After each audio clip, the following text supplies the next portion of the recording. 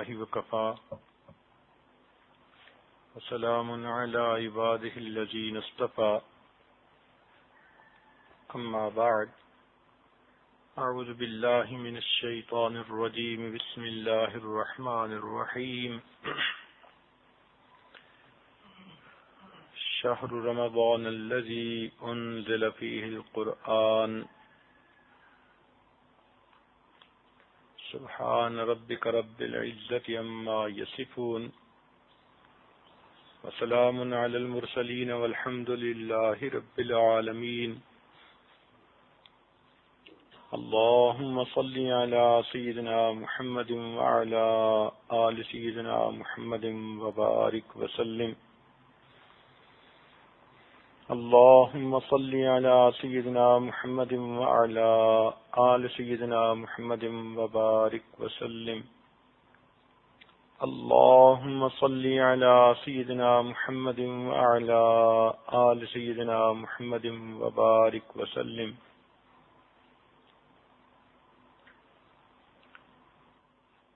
رمضان المبارک کا مہینہ اللہ رب العزت کی رحمتوں کا خزینہ ہے۔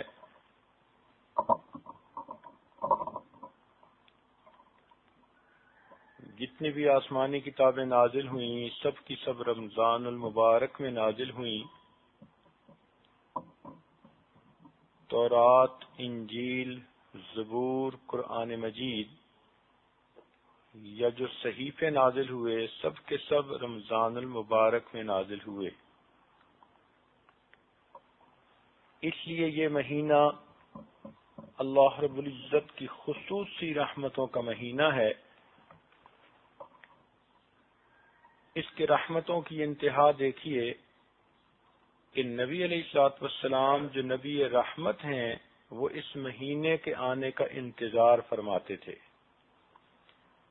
چنانچہ ایک دعا نبی علیہ السلام نے فرمائی، اللہم بارک لنا فی رجب و شعبان وبلغنا رمضان، اے اللہ ہمیں رجب اور شعبان میں برکت عطا فرما اور بخیریت ہمیں رمضان المبارک تک پہنچا۔ اللہ رب العزت کے محبوب جس مہینے تک پہنچنے کی تمنا فرماتے ہوں اس مہینے کی برکتوں کا اندازہ تو اسی سے ہی ہو سکتا ہے۔ کتابوں میں لکھا ہے کہ سلف صالحین 6 مہینے تک رمضان کے آنے کی یعنی دعائیں مانگا کرتے تھے، اور جب رمضان المبارک وہ خوب عبادت کے ساتھ گزار لیتے تو بقیہ 4-5 مہینے اللہ رب العزت سے اس کی قبولیت کی دعائیں مانگتے تھے۔ اس حد تک رمضان المبارک کا ان کے ہاں اہتمام تھا کہ جب کسی بندے کی بزرگی کا بات کرنی ہوتی تو کہتے کہ فلاں بندے نے تو زندگی کے اتنے رمضان گزارے، اس کے تو درجات بہت بلند ہیں۔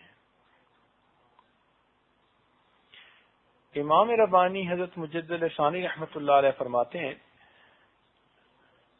کہ کشف کی نظر سے اولیاء اللہ نے اللہ تعالی کی رحمتوں کی بارش کو اترتے جب دیکھا تو پتہ چلا کہ سال کے باقی مہینوں کی رحمت دریا کی مانند ہے، جبکہ رمضان المبارک کی رحمتیں سمندر کی مانند ہیں جس کا کوئی کنارہ ہی نظر نہیں آتا۔ اس لیے وہ اپنے ایک مکتوب میں فرماتے ہیں کہ رمضان مبارک کا مہینہ انسان کے باقی سال کے لیے ایک نمونے کی مانند ہے، ایک اسپیسیمن کی مانند ہے۔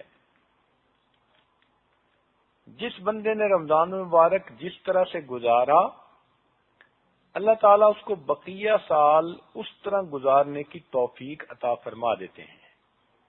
مثال کے طور پر اگر کوئی عورت چاہے کہ میں تہجد گزار بن جاؤں تو اس کو چاہیے کہ رمضان المبارک میں تہجد کی پابندی کرے۔ جو چاہے کہ میں اپنی آنکھوں کی حفاظت کروں اس کو چاہیے کہ رمضان المبارک میں اپنی آنکھوں کی حفاظت کرے۔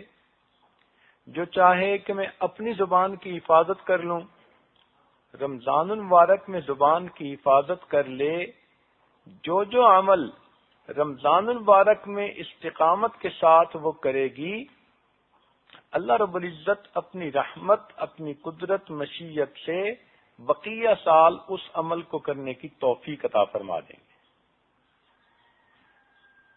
حضرت علی رضی اللہ تعالیٰ نے فرمایا کرتے تھے کہ اگر اللہ رب العزت نے نبی علیہ الصلوۃ والسلام کی امت کو عذاب دینا ہوتا تو نہ رمضان عطا فرماتے، نہ سورہ اخلاص عطا فرماتے۔ یہ دو ایسی نعمتیں ہیں، ایک رمضان المبارک اور ایک قرآن مجید میں قل هو اللہ احد والی صورت۔ وہ فرماتے تھے کہ ان دو چیزوں کو دینے کے بعد یوں معلوم ہوتا ہے کہ اللہ رب العزت نبی علیہ السلام کی امت کو عذاب دینے کا ارادہ نہیں رکھتے۔ نبی علیہ الصلوۃ والسلام نے ایک مرتبہ شعبان کے آخری دن میں صحابہ کرام کو خطبہ دیا اور ان کو بتایا کہ تمہارے اوپر ایک رحمت کا مہینہ آ رہا ہے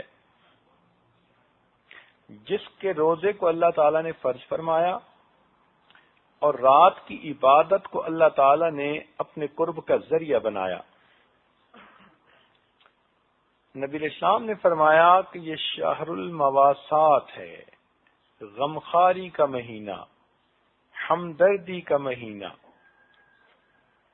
یعنی انسان روزہ رکھتا ہے، بھوکا پیاسا رہتا ہے تو نعمتوں کی قدر آتی ہے، دل میں احساس ہوتا ہے کہ جو لوگ عام سال کے دوران بھوکے پیاسے رہتے ہیں ان پر کیا گزرتی ہے، جن کے بچے بھوکے پیاسے رہتے ہیں اس ماں باپ پہ کیا گزرتی ہے۔ تو انسان کے دل میں دوسروں کا احساس پیدا ہوتا ہے تو وہ دوسروں کے ساتھ ہمدردی کرتا ہے، اور یہی انسانیت ہے۔ چنانچہ حدیث پاک کا مفہوم ہے کہ قیامت کے دن اللہ تعالیٰ ایک بندے سے فرمائیں گے، اے میرے بندے، میں بھوکا تھا تو نے مجھے کھانا نہیں کھلایا، میں پیاسا تھا تو نے مجھے پانی نہیں پلایا، میں بیمار تھا اور تو نے میری بیمار پرسی ہی نہیں کی۔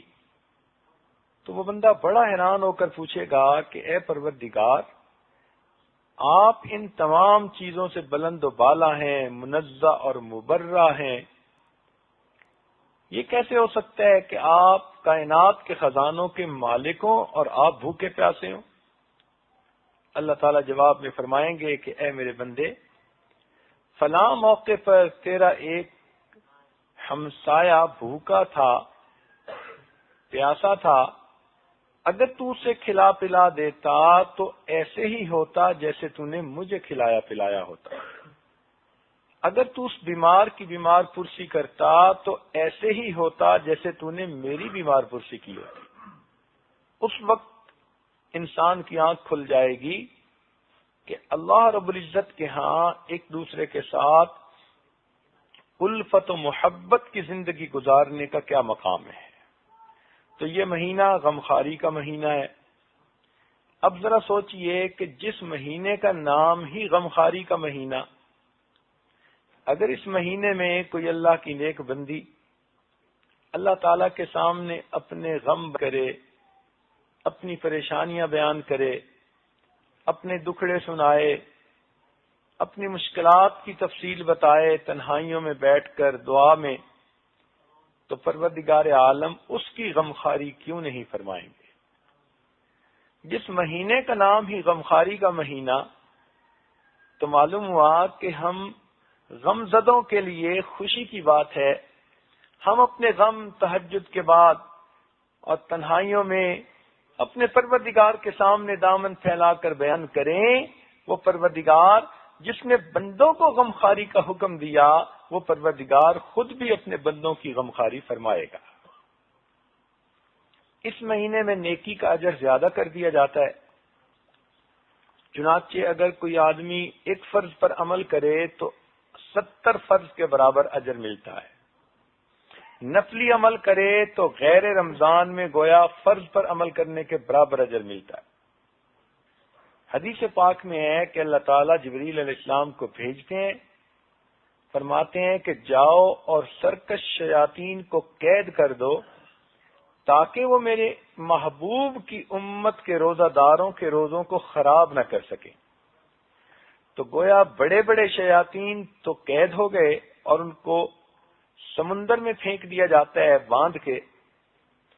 اب اگر نیکی کے راستے میں کوئی رکاوٹ ہے تو یا تو وہ چھوٹے چھوٹے شیطان ہیں جن کو شتونگڑے کہتے ہیں، یا پھر ہمارا اپنا نفس ہے۔ اس لیے رمضان مبارک میں عام طور پر تو نیکی میں انسان کو آسانی ہوتی ہے، اور اگر کسی کو رکاوٹ پیش آئے تو وہ سمجھ لے کہ میرا اپنا نفس اتنا خراب ہو چکا کہ اب شیطان کے بہکانے کی ضرورت ہی نہیں، میرا نفس ہی مجھے سست کر دیتا ہے، نیکی سے محروم کر دیتا ہے۔ یہ بھی حدیث پاک میں آیا کہ جو بندہ روزہ رکھتا ہے تو اللہ تعالیٰ کی مخلوق اس کے لیے مغفرت کی دعائیں کرتی ہے، فرشتے بھی دعا کرتے ہیں، وَيَسْتَغْفِرُونَ لِلَّذِينَ آمَنُوا۔ قرآن مجید میں ہے کہ فرشتے بھی ایمان والوں کے لیے استغفار کرتے ہیں، اور ہوا میں پرندے، پانی میں مچھلیاں اور بلوں کے اندر چیونٹیاں روزہ داروں کی مغفرت کی دعائیں کرتی ہیں۔ کہتے ہیں کہ زبان خلق کو نقارہ خدا سمجھو۔ تو جب پروردگار نے اتنی مخلوق کو دعائیں مانگنے پر لگا دیا تو یہ اس بات کا ثبوت ہے کہ اللہ تعالیٰ انسان مومن کی مغفرت کرنا چاہتے ہیں۔ مومن کو چاہیے کہ اس مہینے کی خوب قدر کرے۔ جیسے سیزن ہوتا ہے، بہار کا سیزن، ہر طرف پھل پھول نظر آتے ہیں، خوشبوئیں ہوتی ہیں، سبز لہلہاتے ہوئے درخت نظر آتے ہیں۔ رمضان المبارک نیکیوں کا سیزن ہے، اس میں جتنی بھی انسان نیکیاں کمانا چاہے اتنا نیکیاں کمانا آسان ہے،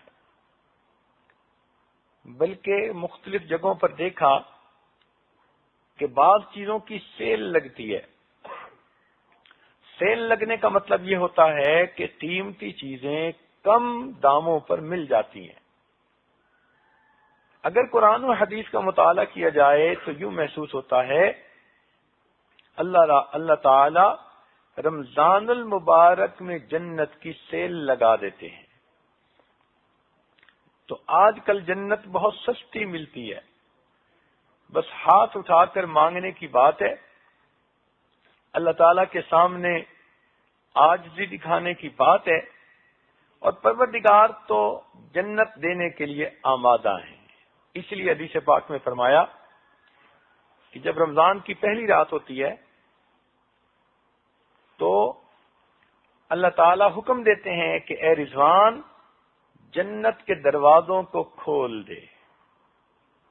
اب سوچئے کہ جب اللہ تعالیٰ نے جنت کے دروازوں کو کھول دیا، اور حدیث پاک میں یہ بھی آتا ہے کہ پورا سال جنت کو رمضان المبارک کے لیے سجایا جاتا ہے، خوبصورت بنایا جاتا ہے، اور پھر رمضان مبارک کی پہلی رات کو اس کے دروازے امت محمدیہ کے گنہگاروں کے لیے کھول دیے جاتے ہیں۔ تو معلوم ہوا کہ اللہ رب العزت چاہتے ہیں کہ میرے بندے رمضان مبارک میں روزے رکھیں، نیکی کریں، تراویح پڑھیں، اور ان عبادات کو کر کے جنت کے مستحق بن جائیں۔ تاہم روزے کے درجات ہوتے ہیں۔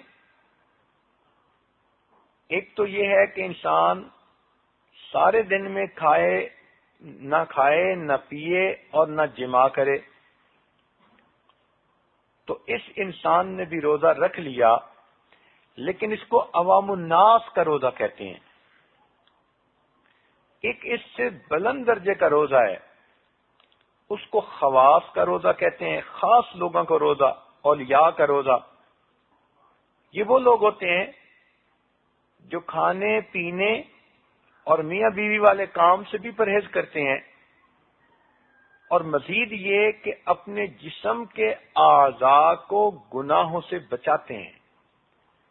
آنکھ کا پرہیز، کان کا پرہیز، زبان کا پرہیز، تو سارے اعضاء کو گناہوں سے بچاتے ہیں. تو ان کا روزہ اور بلند درجے کا روزہ ہوتا ہے.